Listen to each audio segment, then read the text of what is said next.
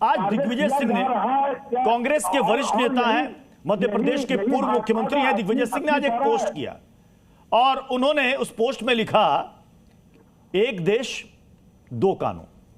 उन्होंने दो तस्वीरें दिखाई। हालांकि जो पहली तस्वीर आप देख रहे हैं बाएं साइड, ये वायरल है। नवल किशोर दास जी, इस तस्वीर के जरिए क्या मैसेज देने की कोशिश की जा रही है? क्या इस देश में दो कानून चलता है क्या? नहीं, देखिए वास्तव में दिक्कत क्या है। हाँ। 14 से पहले देश के प्रधानमंत्री, देश के राष्ट्रपति सब पार्टियां करते थे और सबके आगे झुक जाते थे। अब वास्तव में देश में कानून के हिसाब से चल रहा है। पहले एक पक्षीय चलता था तो दिक्कत नहीं थी, अब दोनों को बराबर सम्मान दिया जा रहा था। कुछ लोगों को पेट में दर्द हो रहा है कि मेरे बराबर क्यों कर दिया, हम तो शरीयत से देश चलाना चाहते हैं, ये समस्या है। आज भी कभी शुक्रवार के दिन अब आप आएंगे गीता कॉलोनी से तो पूरी रोड पर ही नमाज होती है और दिल्ली पुलिस के लोग पूरा एक तरह का रास्ता बंद कर देते हैं क्योंकि उन्हें को नमाज पढ़ना है। अरे आज से नहीं हो रहा है, 10 सालों से ऐसा हो रहा है, कभी किसी ने कोई आपत्ति नहीं की।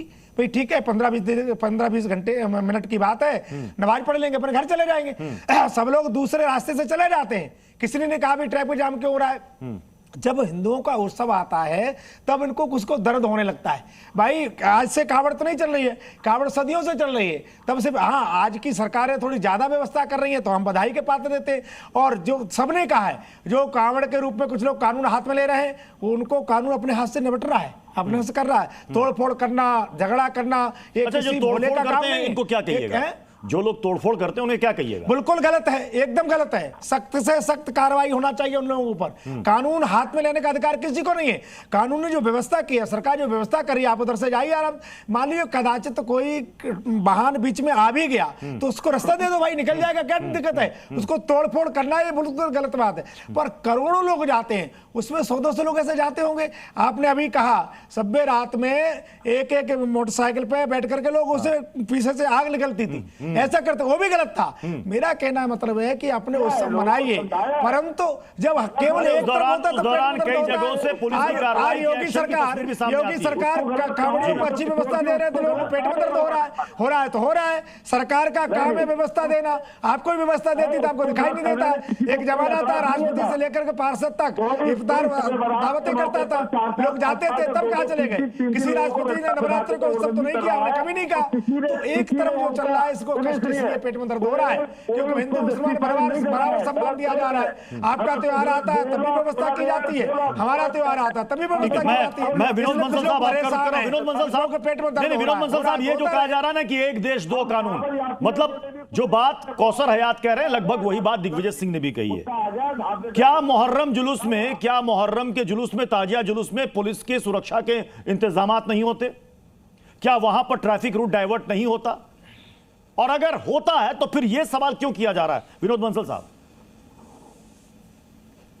प्रतीक जी, दो बातें बड़ी महत्व की आपके डिबेट में आई हैं। अभी मैं तो एक तो दिग्विजय सिंह जैसे दिग्भ्रमित व्यक्ति की बात से आमतौर पर सहमत नहीं होता हूं, लेकिन आज मैं इस बात से सहमत हूं कि देश के अंदर दो कानून चल रहे हैं। वास्तव में दो तरह के लोगों के साथ अलग अलग तरह का बर्ताव हो रहा है। ये मैं बड़ी जिम्मेदारी के साथ कह रहा हूं। क्यों कह रहा हूं? देखिए, संविधान के अनुच्छेद 29 और 30 सिर्फ और सिर्फ माइनॉरिटीज को अधिकार देता है, मेजोरिटी को वो नहीं है। इवन मेरे SC, ST और OBC बंधुओं को भी वो अधिकार नहीं है जो तथाकथित माइनॉरिटी के नाम पर इस्लाम के मानने वालों को मिलता है। मैं कहना चाहता हूं, देश के अंदर माइनॉरिटी कमीशन है लेकिन मेजोरिटी कमीशन नहीं है। देश के अंदर एक माइनॉरिटी मिनिस्ट्री है लेकिन मेजोरिटी मिनिस्ट्री नहीं है। देश के अंदर आप देखिए कि OBC और SC, ST और EWS के जो आरक्षण हैं वो सारे के सारे माइनॉरिटीज को अवेलेबल हैं लेकिन मेजोरिटी को अवेलेबल नहीं है। मैं कहना चाहता हूं, अगर किसी को पास पर्सनल कोड है, मतलब जो रिलीजियस कोड है, शरीयत को मानने की स्वतंत्रता है, तो सिर्फ और सिर्फ इस्लाम को मानने वालों को है।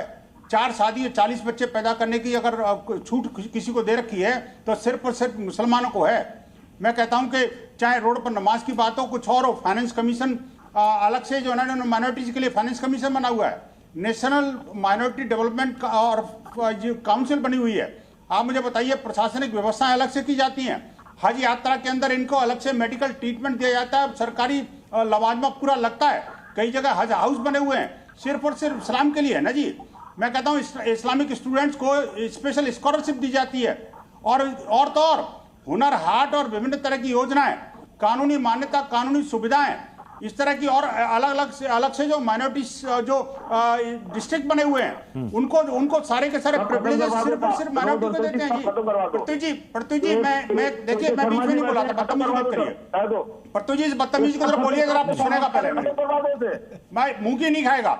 मैं कहना चाहता हूं पर्सनल कमेंट नहीं, प्लीज प्लीज प्लीज बहुत देर से सुन रहा था। प्लीज पर्सनल कमेंट नहीं, पर्सनल कमेंट नहीं, एक दूसरे पर कोई पर्सनल कमेंट ना करें पृथ्वी जी। मैं 25 मिनट से सुन रहा हूं इनके बकवास, 25 मिनट से लगातार मैं इनके बकवास सुन रहा हूं। अजहरी जी, अजहरी जी, जब आप कह रहे थे विनोद बंसल ने सबकी बातें खामोशी से सुनी, इनकी बात सुन लीजिए, आपको काउंटर करना है, वक्त मिलेगा, आप दे दीजिएगा, काउंटर कर लीजिएगा। विनोद बंसल अपनी बात पूरी करें। मैं नोमानी साहब आपसे समझना चाहूंगा, कुछ उदाहरण यहां पर अभी विनोद बंसल साहब ने दिए कि भाई इस देश में सभी तबके के लिए बहुत सारी सुविधाएं हैं, क्या उसमें कोई फर्क किया गया? मैंने आपको ट्रैफिक का उदाहरण दिया, आप भी इस बात को मानते होंगे, जब मुहर्रम ताजिया जुलूस निकलता है, जब नमाज होती है, ईद की नमाज होती है, प्रशासन की तरफ से, पुलिस की तरफ से सुरक्षा की व्यवस्था वहां पर की जाती है। मुहर्रम में भी मैंने बताया इसी साल बिहार से आपने भी देखी होगी तस्वीर, कई जगह ऐसे इंसिडेंट सामने आए। तो क्या कुछ लोगों की वजह से सबको जनरलाइज कर दिया जाए? ये जनरलाइज करना जो है ठीक नहीं है, चाहे हिंदू संबंधी मामला हो या मुस्लिम संबंधी मामला हो। ये मैं बताया ना कि ये जो 10-20 हजार आदमी में एक आध आदमी ऐसे होते हैं, वरना सब जो है वो श्रद्धा और जो है पवित्र भाव से ही जो है वो ये सब करते हैं, चाहे वो हिंदू हो या मुसलमान हो। ये जो है मोटरसाइकिल स्टैंड है या जो है पीछे जो है आग जला के ये करना, उसका जो है वो शबे बारात से कोई लेना देना नहीं है।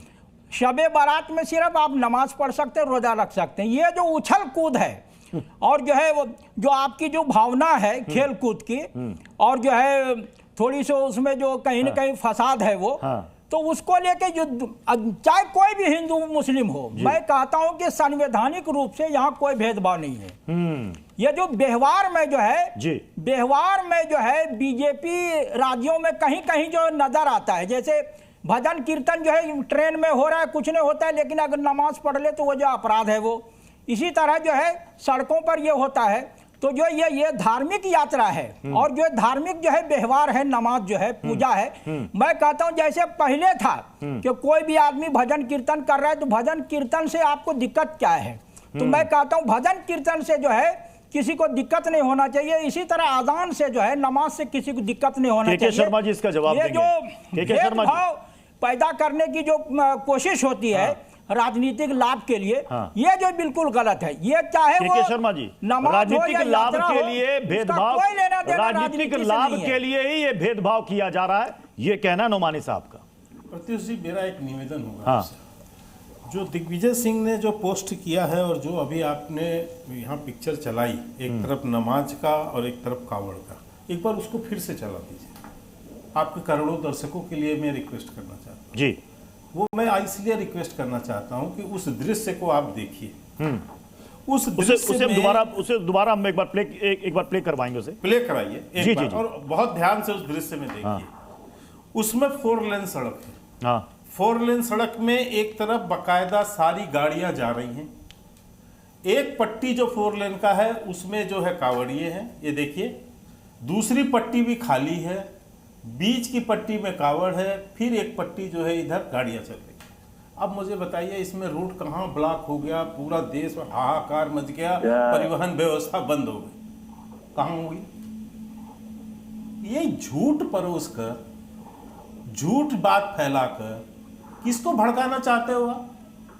यहां बैठे हुए अजहरी साहब और तमाम लोग अभी इसका ज्ञान यहां दे रहे थे कि ये 2 कानून है जी, पूरा हाईवे जाम हो जाता है जी, सारा बंद कर दिया जाता है जी, इनकी सारी रोजी रोटी उसी महीने खत्म हो जाती है।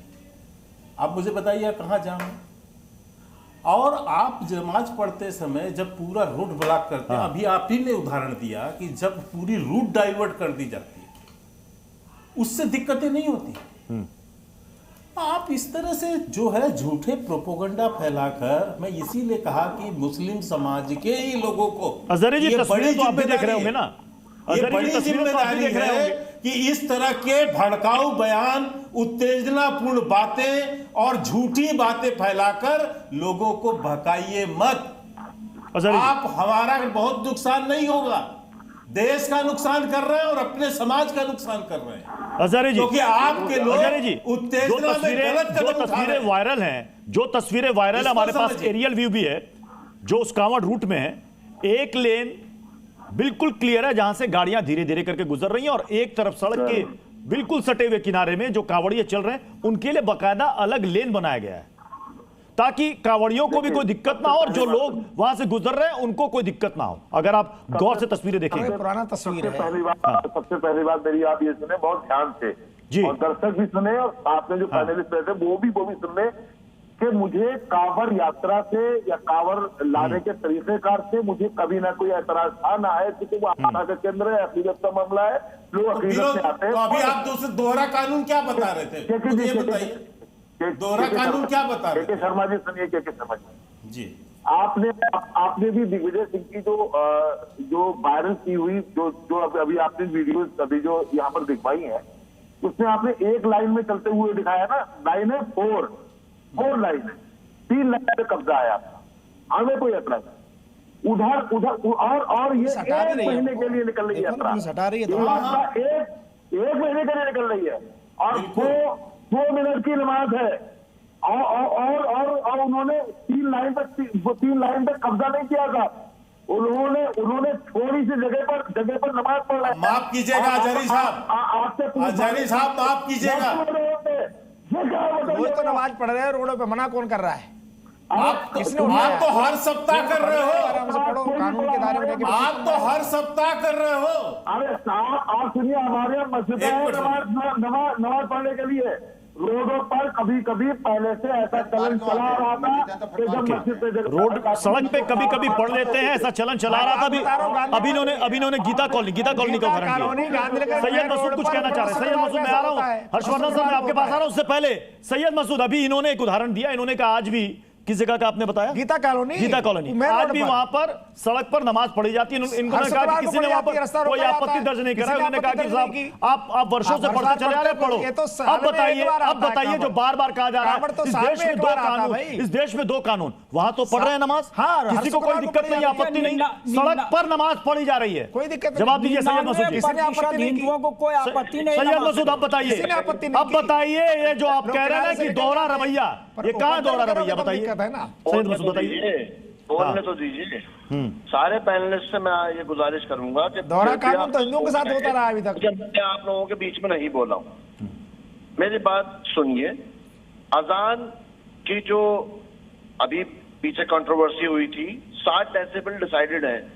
गणेश चतुर्थी पे जब डीजे निकलते हैं तो वो उसके धमक से घरों की खिड़की दहलने लगती है, हिलने लगती है, इतनी आवाज होती है। किसी की खिड़की टूटी तो बता दो भैया, आपके मकान की खिड़की टूटी है क्या? में हाँ टूटी है। कहाँ टूटी है बताओ जरा, दिखा दो फोटो, उसका कुछ बनाया हो वीडियो तो दिखा दो। आपने कंप्लेंट कराई क्या? आपने कंप्लेंट कराई क्या? होती है 4 बजे 5 बजे, उसकी आवाज उसकी होती है, लोग सुनते करते हो, कोई आपत्ति नहीं की। पर दिक्कत क्या है, हिंदू अब बोलने लगा है, हिंदू अब विरोध करने लगा है, हिंदू अपनी बात रखने लगा, इसलिए परेशानी हो रही है, और कोई बात नहीं है। कोई बोलता नहीं था, मिर्चें लगने लगी, बोलने नहीं मिर्चें लगेगी आपको और किसी को कोई मिर्चें लगेगी? जो दिन में 4 बार 5 बार लोगों को परेशान करते हो, 4-5 बार अजान होती है कि नहीं होती है? 5 बार अजान होती है, किसी ने आपत्ति की है क्या? और कितनी आवाज होती है आप भी जानते हो, हम भी जानते हैं कितनी आवाज होती है, देखा नहीं आपने क्या? तो उसमें किसी को कोई आपत्ति नहीं हुई, पर आप लोगों को आपत्ति होती है। हिंदुओं को कोई उत्सव होगा उसमें आपकी आपत्ति होगी। दोहरा कानून चल रहा है, दोहरा शहरियत आप मांगते हो रात दिन, आप तो संविधान को मानते ही नहीं है। जो भी आपत्ति कर रहा है वो गलत है। वो हाँ ये ठीक बात है, मुसलमान बिल्कुल। मैं हर्षवर्धन सर, मैं आपके पास आ रहा हूं। हर्षवर्धन सर, जो बात यहां पर नुमानी जी ने कही, इन्होंने कहा कि कुछ लोग हैं जो अपने राजनीतिक स्वार्थ के लिए, राजनीतिक फायदे के लिए सब करवा रहे हैं। तो ये जो कौसर हयात ने जो बयान दिया है और जो खत उन्होंने गृह मंत्री को लिखा है, ये राजनीति से प्रेरित है? नहीं, ऐसे लोगों के खिलाफ तो मामला दर्ज तो मुझे बोलने का अधिकार नहीं, तो मैं जाऊं? कोई भी नई मेरी आवश्यकता हो तो मैं निकल जाऊं।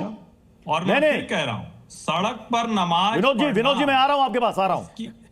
इसकी न तो कोई इजाजत होनी चाहिए, न इजाजत मांगी भी नहीं जानी चाहिए। और जहां तक रही बात कि कहीं कोई है, कहीं कोई जगह है, कहीं कुछ है, कोई किसी को ऐतराज नहीं, तो नहीं ही होता है, इसमें कोई कहने की बात नहीं। जैसे मैं उदाहरण के तौर पर बताऊं, पहले जगराते होते थे, अब जरा आप जगराते करके देखिए, बगल वाला हिंदू ही कहेगा कि ये गड़बड़ है। ये सारी चीजें समय के साथ तय होती है।